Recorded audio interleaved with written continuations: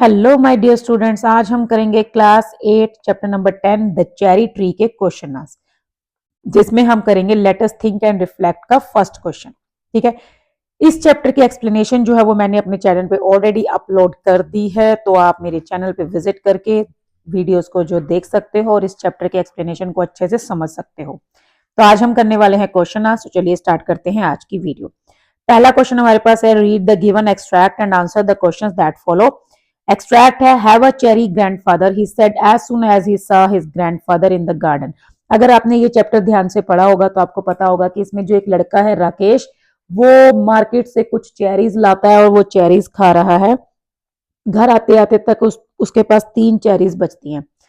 तो घर आने के बाद वो अपने ग्रैंडफादर को बोलता है कि ग्रैंडफादर ये लो, आप भी चेरी खा लो। जैसे ही वो उनको गार्डन में देखता है, सो ग्रैंडफादर टुक 1 चेरी। ग्रैंडफादर जो है वो उससे 1 चेरी ले लेते हैं। And Rakesh promptly at the other 2, और राकेश बिना देर किए जल्दी से बाकी दोनों जो है वो चेरीज खा जाता है।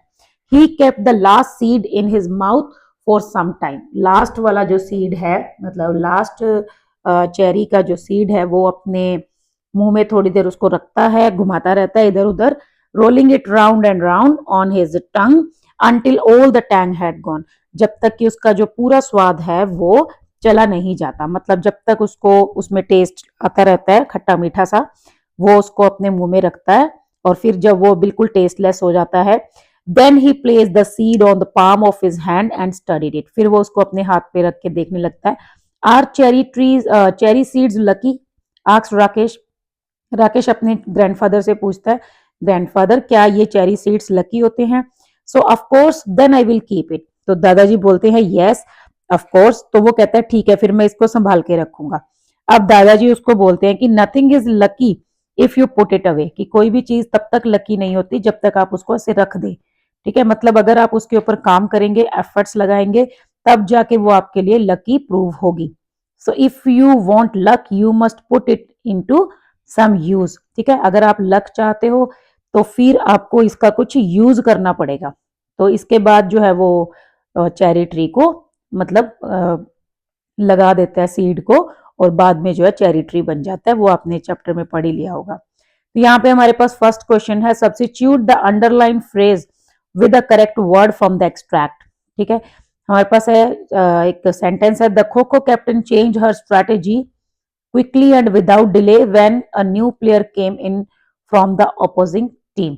मतलब खो खो प्लेयर ने एकदम से बड़ी तेजी से बिना कोई डिले किए अपनी स्ट्रैटेजी बदल दी जब उसके सामने एक नया खिलाड़ी आ गया सामने वाली टीम से।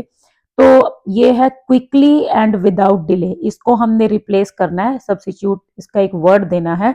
सो यहाँ हमने एक्सट्रैक्ट में पढ़ा कि राकेश ने बिना देर किए जल्दी से वो दोनों चेरीज खा ली थी। सो वर्ड है Rakesh promptly at the other 2। तो यहां पर जो वर्ड है करेक्ट दैट इज प्रॉम्प्टली। ठीक है, उसके बाद नेक्स्ट है, इसका आंसर होगा प्रॉम्प्टली। नेक्स्ट क्वेश्चन है, what does Rakesh action of rolling the cherry seed in his mouth most likely suggest about his mood at the moment. मतलब वो जो मुंह में सीड को घुमाए जा रहा है ना, खाए उसको, मतलब उसका टेस्ट लिए जा रहा है, तो इससे क्या पता चलता है? First one is he is feeling impatient and restless. काफी ज्यादा वो रेस्टलेस है, इम्पेशेंट हो रहा है कि कुछ जल्दी से करना है। He is enjoying the taste at the moment, वो टेस्ट और मोमेंट को एंजॉय कर रहा है। He is bored and has nothing better to do, और he is thoughtful and feeling playful.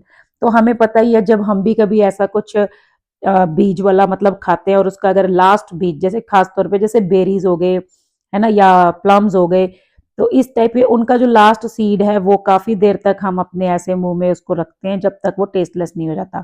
तो दैट मीन्स कि we are enjoying the taste and the moment, बड़ा रिलैक्सिंग सा मोमेंट होता है वो। तो इसका जो आंसर है that is B, Rakesh is enjoying the taste and the moment. Next one है, complete the following sentence suitably with reference to Rakesh and his grandfather. ठीक है, मतलब यहाँ पे हमें क्या करना है, सेंटेंस को कंप्लीट करना है। 2 ऑप्शन है हमारे पास।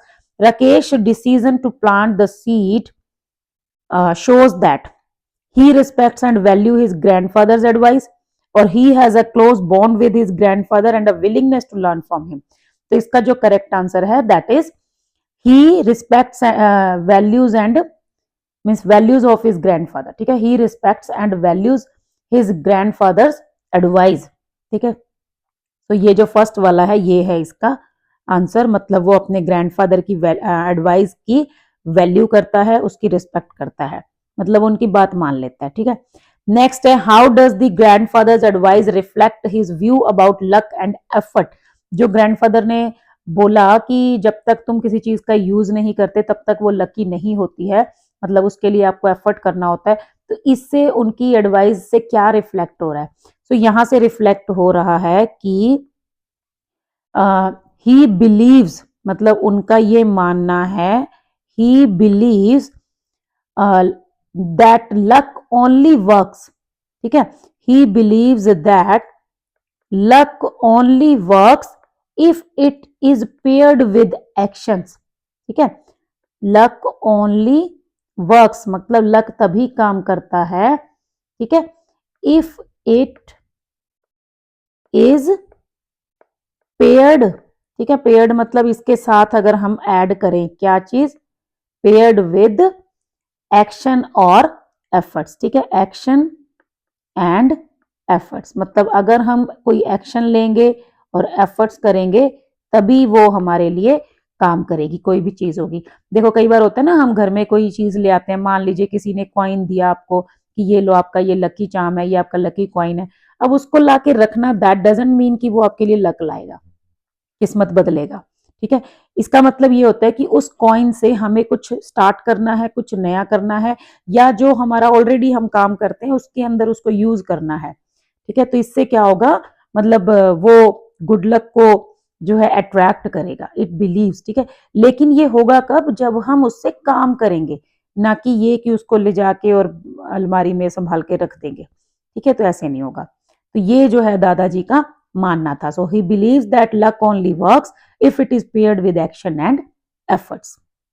उसके बाद हमारा सेकंड पैराग्राफ है, winter came early the cherry tree bent low with the weight of snow, मतलब विंटर थोड़ा जल्दी आ गई और स्नो होने लगी तो चेरी ट्री जो है वो थोड़ा सा झुक गया। Field mice sought shelter in the roof of the cottage, जो चूहे थे वो कॉटेज में जाके छत में जाके छुप गए। The road from the valley was block, road जो थी वो ब्लॉक्ड हो गई थी। And for several days there was no newspaper, newspaper नहीं आ रहा था।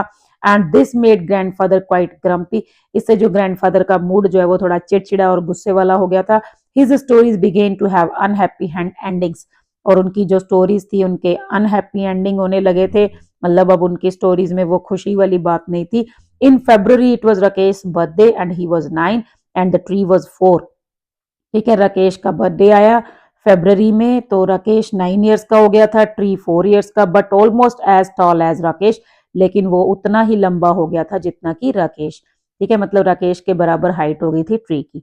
सो फर्स्ट क्वेश्चन है, complete the following sentence suitably.